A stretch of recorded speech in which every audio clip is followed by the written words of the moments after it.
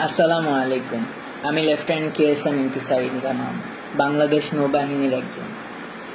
আজ আমি কোনো দলের না, কোনো সংগঠনের না, আমি আজকে জনগণ। আজকে আমি জুলুমকারীদের বিরুদ্ধে ডাক। আমাদের নেভাল একাডেমিতে ঢুকতে শেখানো হয় আল্লাহর পক্ষে লড়াই করো। ধর্ম, বর্ণ, জাতি নির্বিশেষে সত্যের পথে, নীতির পথে, ন্যায়ের পথে রুখে দাঁড়ানো যেমন একজন মুসলিমের দায়িত্ব, তেমনি প্রত্যেক জনগণের দায়িত্ব। আজ আমি প্রত্যেক জনগণের জন্য সেই ডাক। আমার এই ডাক কতদূর যাবে আমি জানি না, তবে বন্ধ করানোর জন্য রাজাকার, BNP ইত্যাদি নাম দেওয়া হবে। দাড়ি দেখে বলবে আমি জামাত শিবির, তবে আমি একজন বীর প্রতীক সন্তান। আমার বাবা আর্মিতে ছিলেন এবং মাননীয় প্রধানমন্ত্রী আপনার সাথেই SSF-এ চাকরি করেছেন। তবে জনগণ এইসব আর খায় না। Enough is enough. আমাদের দেশ আজ ভালো নেই। আমাদের জনগণ আজ আর্তনাদ করছেন। এই আর্তনাদ আজকের না, এই আর্তনাদ 2009 সালে যখন 57 জন অফিসার মৃত্যুবরণ করেন, খুন করে ফেলা হয়, মৃত্যুবরণ। এর মধ্যে ছিলেন আমার বাবার আর্মির কোর্সমেট, আমার বন্ধুদের বাবা এবং আরো অনেকেই। 1971 সালেও এত অফিসারের মৃত্যু হয় নাই। আজকে ছাত্র আন্দোলনের উপর যেই কিল অন সাইট অর্ডার দিয়েছেন, ওই দিন সেটা কই ছিল মাননীয় প্রধানমন্ত্রী? আজকে আমার এই প্রশ্ন সেই সকল অফিসারের পক্ষ থেকে যাদের চাকরি কেড়ে নিয়েছিলেন এক রাতের মধ্যে, এবং পর্যায়ক্রমে আরো যাদের চাকরি শেষ করে দেন। প্রত্যেকটা অফিসার এবং তাদের পরিবারের আতঙ্ক আমার মনে এখনো আছে। পিতৃহীন সন্তানদের কান্না কেউ ভোলে না। আজকে ছাত্রদের বিরুদ্ধে এবং জনগণের বিরুদ্ধে যে আচরণ, এই আচরণ কোথায় ছিল বিডিআর জওয়ানদের সাথে? ছাত্রদেরকে রাজাকার ডেকে আপনার ছাত্রলীগকে লেলিয়ে দিয়ে কেমনে পারলেন? কিন্তু সেদিন অফিসাররা কিছু করতে চাইলে কোনো ধরনের সিদ্ধান্ত আপনি দিতে পারলেন না। তো আপনার 2012 সালের থেকে আপনার দাড়ি পড়া ছেলে রাস্তায় দেখলেও তাকে তুলে নিয়ে যান। এমন অবস্থায় গিয়েছে যে আমার উচ্চপদস্থ কর্মকর্তা আমাকে বলছে তুমিও সাবধানে বাইরে যেও, তোমাকে দেখেও তুলে নিয়ে যাবে। তাইলে আপনি এবং আপনার সরকার কি মুসলিম বিদ্বেষী?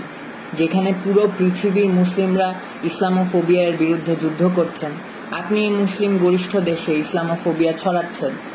আমার ভাইদের আত্মমর্যাদায় আঘাত করে মরিয়া করে দিচ্ছেন। সংখ্যালঘু ভাই যারা আছেন তাদের পুঁজি করে সংঘর্ষ লাগিয়ে তাদের ক্ষতি হতে দিয়ে ডিভাইড অ্যান্ড কনকার মতাদর্শ চালাচ্ছেন। আপনি বলেন ধর্ম যার যার, উৎসব সবার, তবে আজকে আমরা বলি ধর্ম যার যার, সংগ্রাম আমাদের সবার। সাগর রুনি দম্পতির একমাত্র সন্তান মাহির সারোয়ার মেঘ রাস্তায় দাঁড়িয়ে আছে পোস্টার হাতে, জীবনের নিরাপত্তা চাই। 2012 সালে তাদের বাসায় ঢুকে 6 বছরের শিশু মেঘের চোখের সামনেই তার মা বাবাকে নৃশংসভাবে খুন করা হয়েছে। তকিয়ের পিতা রফিউর রাব্বি এর পোস্ট। ছাদে খেলারত অবস্থায় 6 বছরের শিশু রিয়াকে আপনার পুলিশ খুন করেছে। আর 4 বছরের শিশু আহাদ 8তলার বাসায় বারান্দায় দাঁড়িয়ে বাহিরে তাকিয়েছিল, পুলিশ তাকেও খুন করেছে।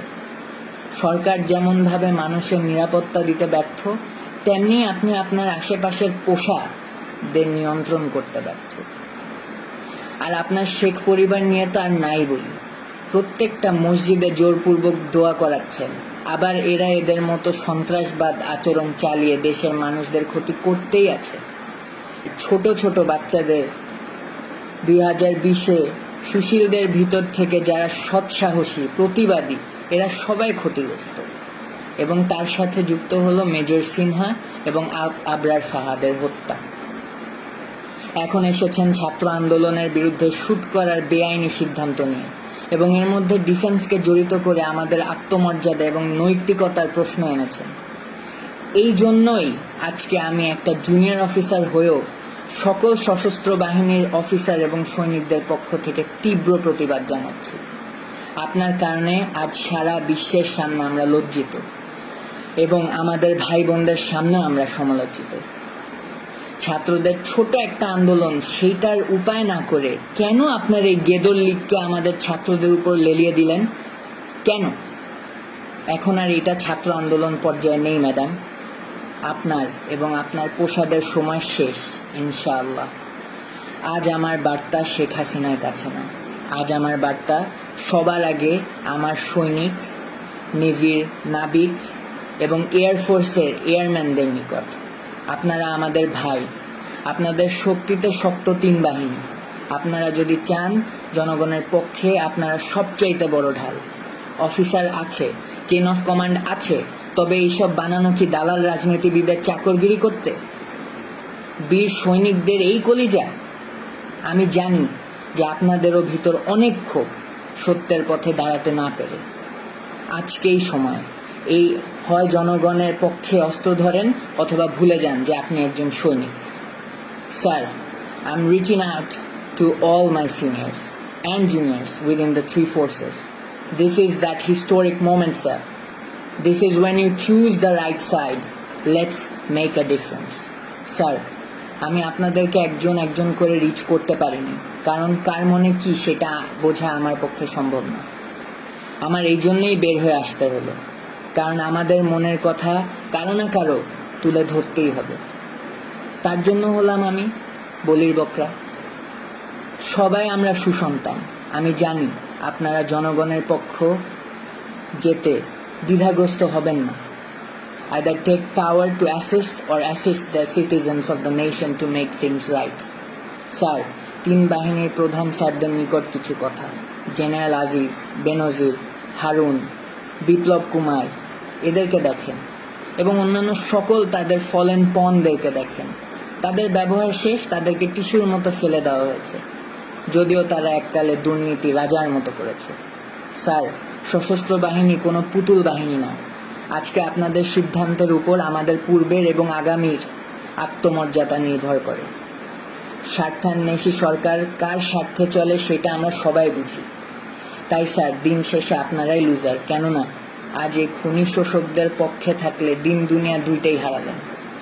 আমাদের কাজ শেখ হাসিনার জন্য মূর্তি বানানো না, বা লেডিস ক্লাব চালানো না, বা সরকারের পক্ষে পাচাটা কর্মকাণ্ড করা না। যদি থাকতেই হয় তাহলে জনগণের পাশে থাকা।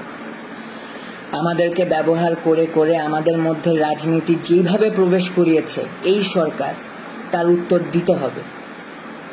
অনুচ্ছেদ 45 হিসাবে সকল বাক স্বাধীনতা ফেলে দিয়ে বোবার মতো চললেও দিন শেষে আমাদেরও বিবেক আছে, ধর্ম আছে, আমরাও মানুষ।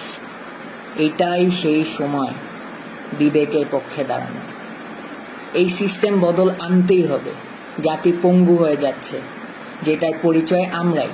আমরা এতটাই জিম্মি হয়ে গিয়েছি যে আমাদের ঠিককে ঠিক বলার ক্ষমতা নেই। আমাদের সম্মান, ঐতিহ্য এবং মূল্যবোধ তুলে ধরার সময় আজকেই। অবসরপ্রাপ্ত অফিসারদের প্রতি আহ্বান আমার, আপনারা অনেকেই সত্যের পক্ষে দাঁড়াতে চাকরি হারিয়েছেন, সম্মান হারিয়েছেন।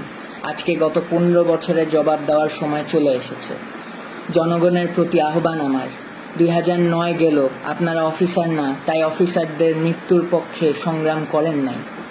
এরপর আবার 2018-তে ওরা এসেছিল 18-র কোটা আর নিরাপদ সড়ক চাই আন্দোলনের ছোট ছোট বাচ্চাদের, ছেলে মেয়েগুলোকে গুম খুন করতে।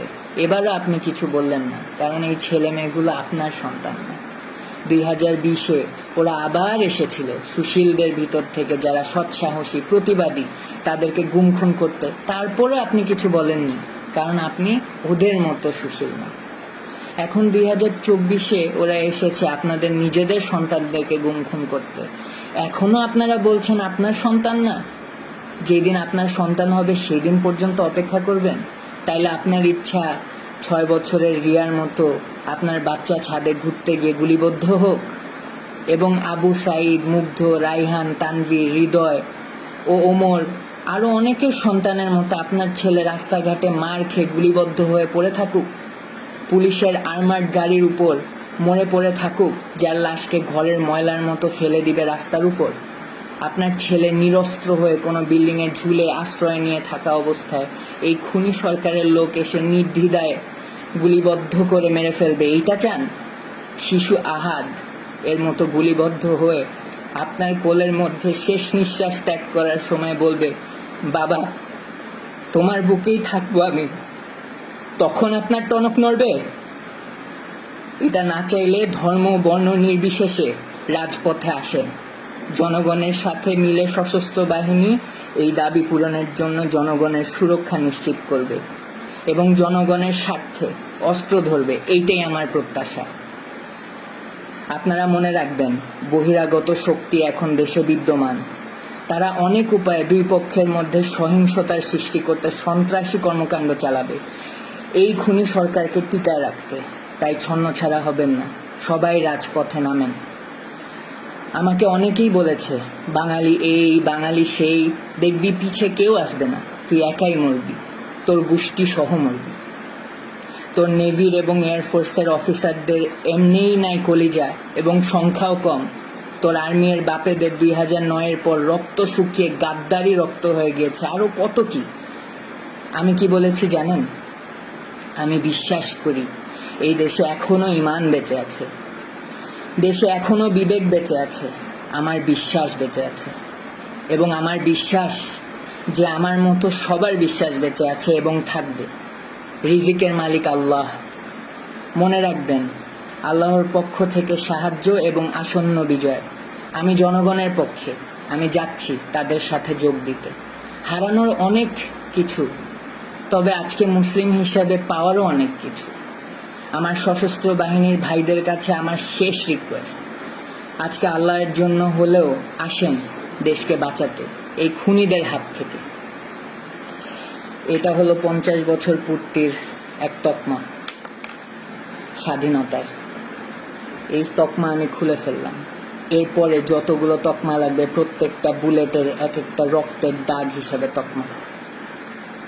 ফি আমানিল্লাহ।